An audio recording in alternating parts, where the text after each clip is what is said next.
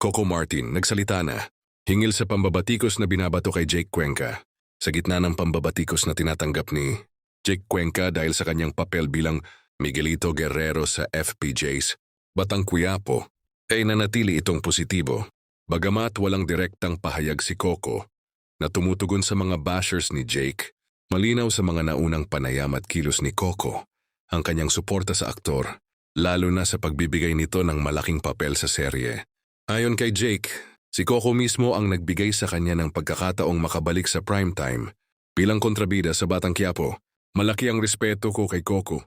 Sa kanya ko, nakuha ang tiwala na magampanan si Miguelito, pahayag ni Jake sa isang panayam. Dagdag pa niya, nauunawaan ni Coco ang pagiging dynamic ng kanyang karakter, kaya kahit may mga bashers, hindi siya pinagdududahan ni Coco bilang aktor. Tampok si Jake sa ilang mga viral scenes na kinabibilangan ng over-the-top acting at mga creepy smile na naging memes ngayon online. Isa pa ang kontrobersyal na shootout habang naka-underwear ito. Dahil dito inulan si Jake ng batikos sa social media. Gayunpaman, ipinagmalaki ng aktor na ginagamit niya ang bashing bilang inspirasyon. Kilala si Coco Martin bilang aktor na nagbibigay ng ikalawang pagkakataon sa maraming artista. Hindi na bago sa kanya ang kontrobersya, kaya hindi na rin siya nagulat sa reaksyon ng netizens kay Jake. Ayon sa produksyon, kung wala siyang tiwala kay Jake, hindi niya ito bibigyan ng ganitong kabigat na papel sa serye.